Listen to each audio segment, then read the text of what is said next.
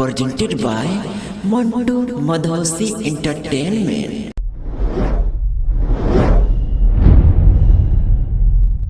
प्रेम से बोलिए सरस्वती माता की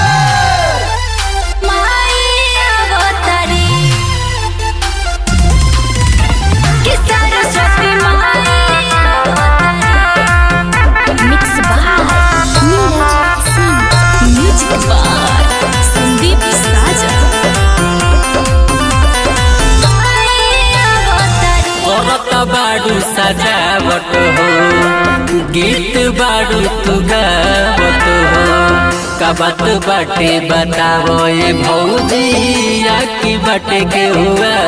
बत हो हे भौजी करत बाड़ू सजावट हो गीत बाड़ू तू गावत हो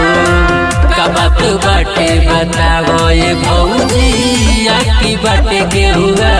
बत हो विद्यादायिनी अवतारी हंस वाहिनी अवतारी एही से बनी सजावट पंडाल कि सरस्वती माई अवतारी एही से बनी सजावट पंडाल कि सरस्वती माई अवतारी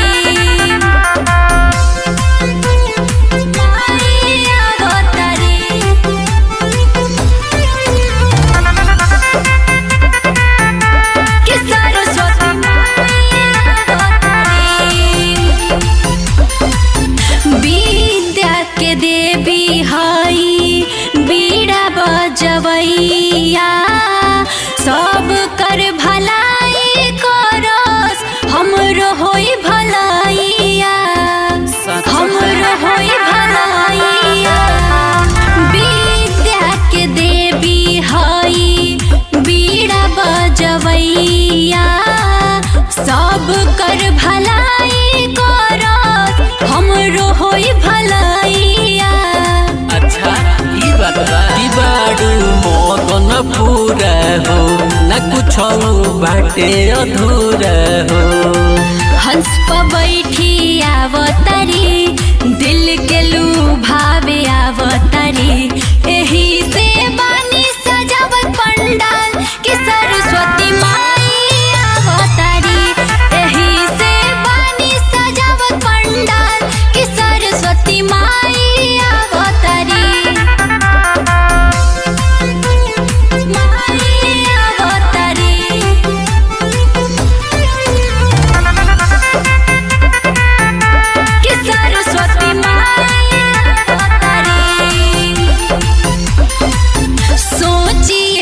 भीतरी से खुश बाटे मनवा धूमधाम से करब देवरो माई के पूजनवा तब तो हम करब ये भौजी सोचिए के भीतरी से